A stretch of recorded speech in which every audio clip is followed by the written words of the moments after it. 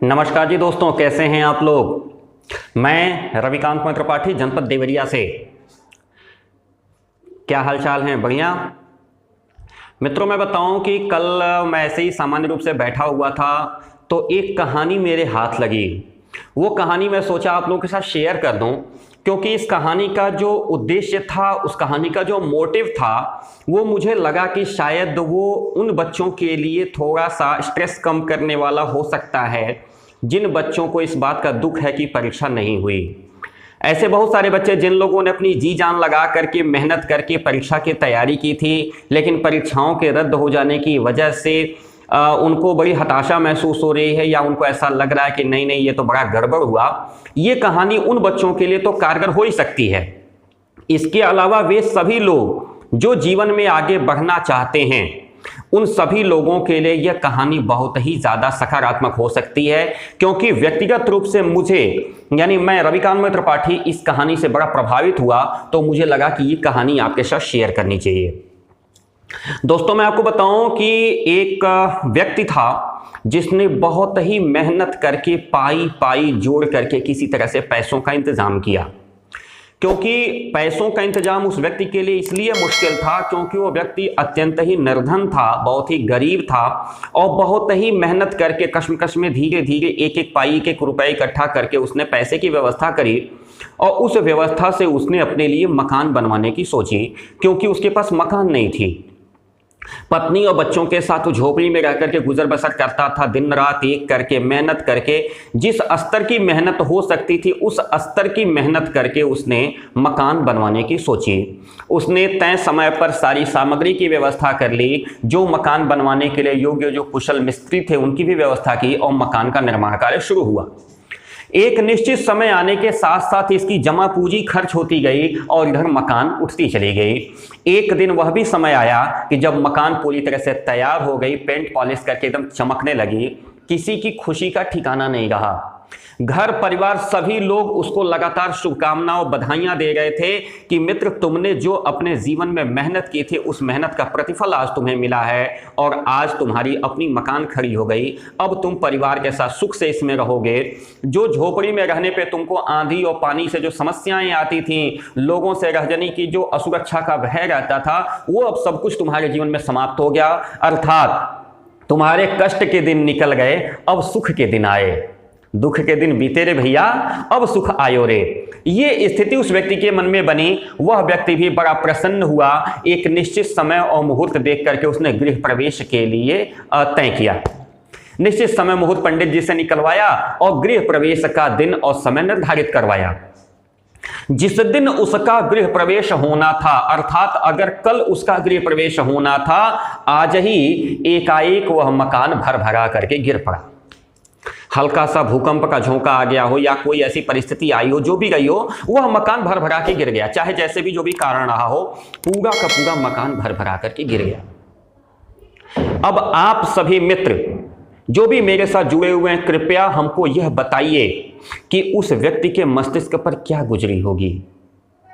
जिस व्यक्ति ने अपना पूरा जीवन तकलीफ में गुजार दिया, एक एक रुपए का इधर उधर से मेहनत करके, मजदूरी करके, हार तोड़ करके वो जुटाया, और अपने हृदय में सिर्फ एक तमन्ना रख करके, एक ख्वाहिश रख करके, एक दिन मेरा भी अपना सुंदर मकान होगा जिसमें मेरे बच्चे सुख से रहेंगे, और वह मकान शुरू होने के पहले ही भर भरा करके गिर गया।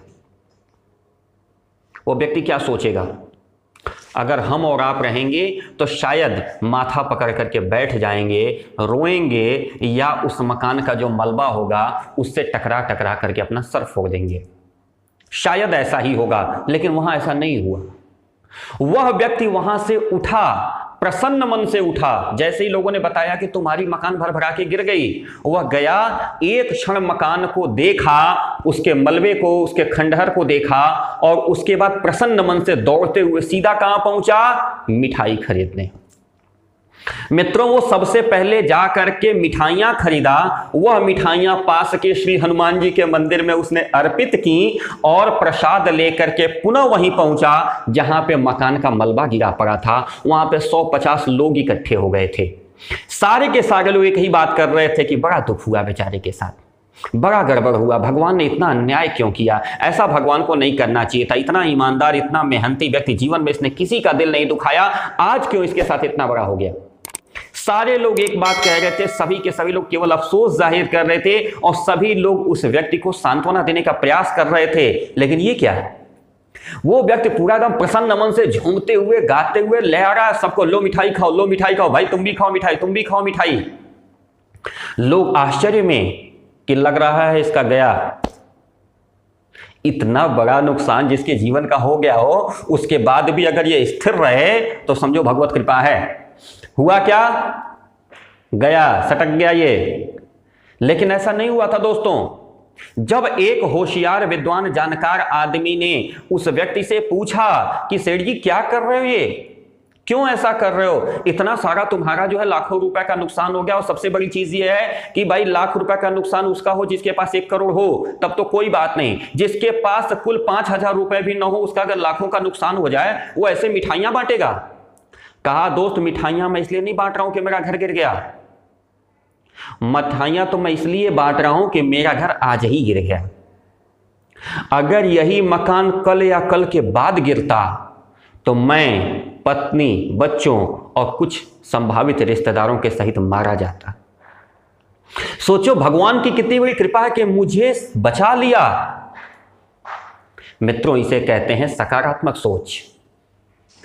एक गजल की एक लाइन में पढ़ूंगा कि लगी है आग मेरे घर में, बचा ही क्या है।